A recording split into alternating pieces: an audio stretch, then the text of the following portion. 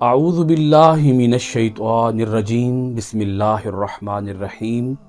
معزز خواتین و حضرات، عزیز طلبہ و طالبات، ڈیلی قرآن کلاس میں آپ سب کو خوش آمدید۔ امید کرتا ہوں آپ سب خیر و عافیت کے ساتھ ہوں گے۔ آج ہم پڑھیں گے سورۃ النساء پارہ نمبر 5 آیت نمبر 125۔ لفظی ترجمہ سماعت کیجئے گا۔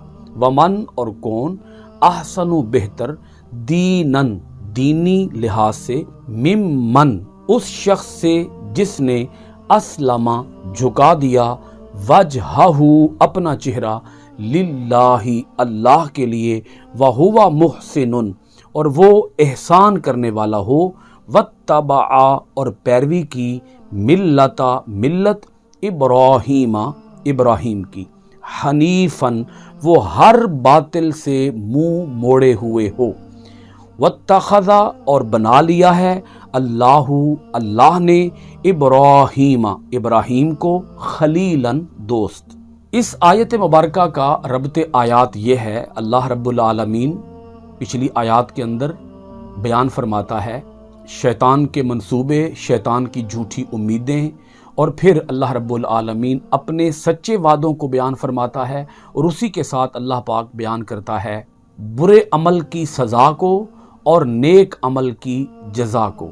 ابھی ہم جو آیت مبارکہ پڑھنے والے ہیں، اللہ پاک اس آیت کے اندر اپنی مکمل اطاعت کا حکم دے رہا ہے، کامل بندگی کا، کامل طریقے سے سر کو جھکا دینے کا اللہ پاک حکم دے رہا ہے۔ یعنی اے انسانو، اللہ پاک فرماتا ہے اے لوگو، اے میرے بندو، شیطان کے جالوں سے باہر نکل کر آ جاؤ۔ اللہ پاک فرماتا ہے میری اطاعت کی طرف آ جاؤ، میری بندگی کی طرف آ جاؤ۔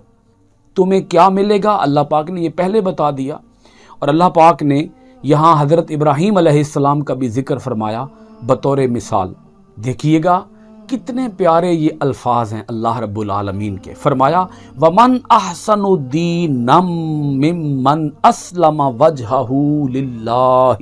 فرمایا دینی لحاظ سے کون بہتر ہے اس شخص سے جس نے جھکا دیا ہو اپنا چہرہ اللہ کے لیے، جو اپنا چہرہ اللہ کے حضور جھکا دے، جو دل و جان سے اللہ کا ہو جائے، جس کا اٹھنا، بیٹھنا، بولنا، سونا، جاگنا، کھانا، پینا، رہنا مکمل طور پر اللہ کے بتائے ہوئے احکام کے عین مطابق ہو۔ یہ ہے مطلب چہرہ جھکا دینے کا۔ چہرہ جھکا دینے سے مراد یہاں پر صرف چہرہ ہی نہیں ہے، چہرہ جھکا دینا یہ ایک محاورہ ہے۔ اس کا مطلب یہ ہے جو سر تاپا اللہ کی اطاعت کی مکمل عملی تصویر بن جائے، عملی شکل بن جائے اللہ کے احکام کی اطاعت اور تابعداری کی۔ یہ جو لفظ ہے وَهُوَ مُحْسِنٌ، احسان کا مطلب کیا ہے؟ احسان کا مطلب ہے آتی بالحسناتی تارک للسیئاتی، یعنی محسن وہ ہے، احسان کرنے والا وہ ہے، نیکی کرنے والا وہ ہے کہ جو ہمیشہ اللہ تعالیٰ کے حضور نیکیاں بجا لائے، اللہ کے لیے نیکیاں بجا لائے، اور کبھی بھی اس سے کوئی گناہ سرزد نہ ہو، اس سے کبھی کسی برائی کا ارتکاب نہ ہو، کبھی کسی شیطانی عمل کے اندر وہ مبتلا نہ ہو، تو وہ ہے محسن۔ اللہ پاک یہ پیرامیٹر سیٹ کر رہا ہے، یہ سٹینڈرڈ سیٹ کر رہا ہے کہ شیطان کے ہر حربے سے تم باہر آ جاؤ اور اللہ تعالیٰ کی اطاعت کی کامل تصویر بن جاؤ، جیتی جاگتی عملی تصویر بن جاؤ۔ کیسے بنو گے؟ مکمل طور پر تمہیں اپنا آپ اللہ کے تابع کرنا پڑے گا، تمہیں اپنی ذات اللہ کے سپرد کرنا پڑے گی۔ کیسے؟ اللہ پاک فرماتا ہے محسن بن جاؤ، اور اللہ پاک فرماتا ہے جو محسن بن گیا ہے، جس نے اپنا چہرہ، اپنا سر، اپنا دل، اپنی جان اللہ کے حضور وقف کر دی ہے، وہ اللہ کا ہو گیا ہے، اس سے بہتر کون ہو سکتا ہے؟ شیطان کے جالوں میں جو آیا، جو شیطانی عملوں کے اندر مبتلا ہوا، وہ تو بہتر نہیں ہے، وہ تو احسن نہیں ہے۔ دینی لحاظ سے احسن کون ہے؟ اللہ پاک فرماتا ہے بہترین وہ شخص ہے، کامیاب ترین وہ شخص ہے جو اپنا چہرہ اللہ کے لیے مکمل طور پر جھکا دے، اپنی ذات اللہ کے سپرد کر دے اور وہ درجہ احسان پر فائز ہو جائے۔ اللہ پاک فرماتے آگے وَاتَّبَعَ مِلَّةَ إِبْرَاهِيمَ حَنِيفًا، اور وہ ملت ابراہیمی کا پیروکار ہو جائے۔ اس نے پیروی کی ملت ابراہیمی کی، وہ ہر باطل سے منہ موڑے ہوئے ہو۔ حنیفن کا معنی عرض کر رہا ہوں، حنیف کا معنی ہے جو ہر باطل سے، ہر برائی سے، ہر فسق سے، ہر فجور سے، ہر نافرمانی، ہر مخالفت سے کٹ کے صرف اللہ کا ہو جائے، اسے کہتے ہیں حنیف، جو صرف اللہ کا ہو جائے۔ تو اللہ پاک نے فرمایا کہ جس نے ملت ابراہیمی کی پیروی کی، حضور نبی اکرم صلی اللہ علیہ وآلہ وسلم اپنے بارے میں خود ارشاد فرماتے کہ میں اپنے باپ حضرت ابراہیم علیہ السلام کے طریقے پر ہوں، یعنی جو آپ نے دین پیش کیا ہے وہ دین در حقیقت ملت ابراہیمی ہے، وہ دین در حقیقت حضرت ابراہیم علیہ السلام کا لایا ہوا دین ہے۔ چونکہ حضرت ابراہیم علیہ السلام کا مقام اور مرتبہ تمام انبیاء اکرام کے اندر بلند ترین ہے، اس لیے اللہ پاک نے یہاں ان کا حوالہ دیا۔ یہاں یہ بات بھی سمجھ لیجئے، جتنے بھی انبیاء کرام آئے، حضرت آدم علیہ السلام سے لے کر آخری پیغمبر تک، پہلے نبی سے آخری نبی تک جتنے بھی انبیاء آئے، رسول آئے، ان سب کا دین ایک ہی رہا، اس کا نام ہے دین اسلام۔ ہر نبی، ہر رسول کا دین بنیادی طور پر ایک ہی رہا، شریعتیں الگ الگ رہیں، احکام الگ الگ رہے، عبادت کے انداز اور اسلوب الگ الگ رہے، مگر دین ایک ہی رہا، بنیادی عقائد ایک رہے، وہ مشترک تھے، اس میں کوئی فرق نہیں تھا، احکام میں فرق تھا، عقائد میں کوئی فرق نہیں تھا۔ تو اللہ پاک نے ارشاد فرمایا کہ جو ملت ابراہیمی کا پیروکار ہو، وَاتَّخَذَ اللَّهُ إِبْرَاهِيمَ خَلِيلًا، کیونکہ اللہ نے حضرت ابراہیم علیہ السلام کو اپنا خلیل بنا لیا ہے۔ ابراہیم علیہ السلام کا یہاں مقام، مرتبہ، ان کی عظمت اللہ پاک بیان فرما رہا ہے۔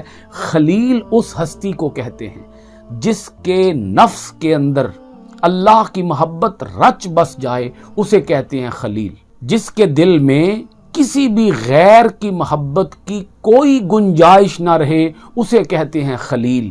اللہ پاک نے مقام خلیلیت عطا فرمایا حضرت ابراہیم علیہ السلام کو۔ اور یہاں یہ بات بھی عرض کر دوں کہ اللہ پاک نے اپنے آخری پیغمبر جناب حضرت محمد الرسول اللہ صلی اللہ علیہ وآلہ وسلم کو جو مقام اور مرتبہ عطا فرمایا، وہ کسی اور پیغمبر کو عطا نہیں فرمایا۔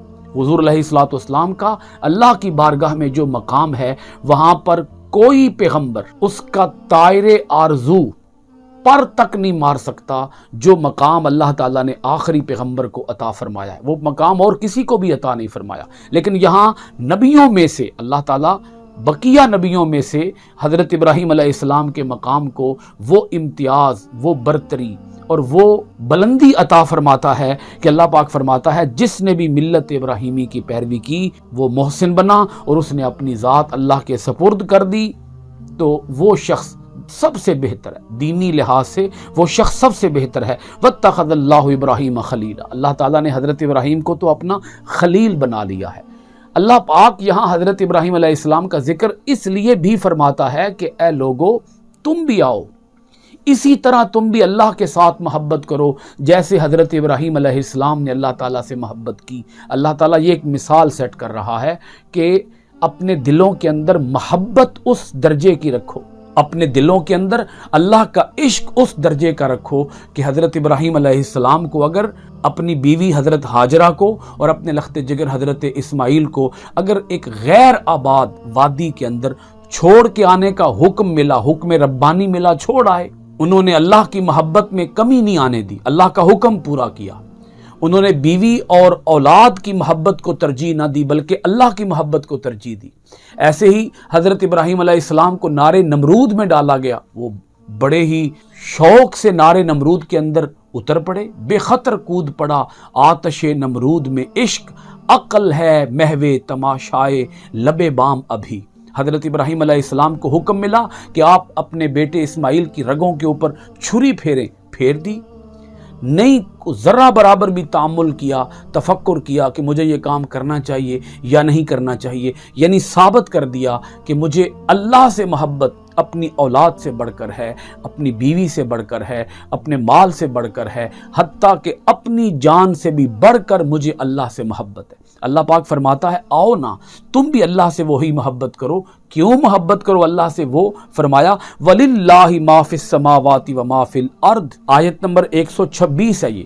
اللہ کے لیے ہے، وَلِلَّهِ اور اللہ کے لیے ہے، ما جو کچھ فی السماوات آسمانوں میں، وما فی الارض اور زمینوں میں، وکانا اور ہے اللہ اللہ تعالی بکلی ہر چیز کو محیط گھیرے میں لینے والا۔ آؤ اس اللہ سے پیار کرو، اس اللہ کے ہو جاؤ جو زمین و آسمان کا اکیلا مالک ہے۔ اس اللہ کے اگر تم ہو جاؤ گے تو زمین و آسمان تمہارے ہو جائیں گے، اور وہ تو ہر چیز کو گھیرے ہوئے ہے، ہر چیز کو اپنی دسترس میں رکھے ہوئے ہے، ہر چیز کو اپنی قدرت میں رکھے ہوئے ہے۔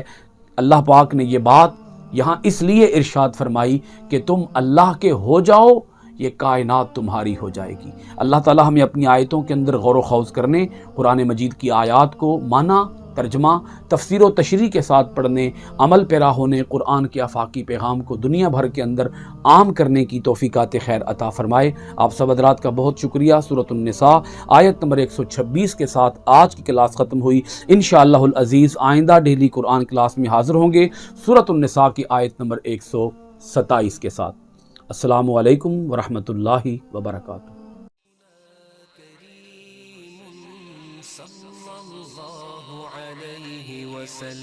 سيدنا كريم صلى الله عليه وسلم، سيدنا كريم صلى الله عليه وسلم، سيدنا كريم صلى الله عليه وسلم۔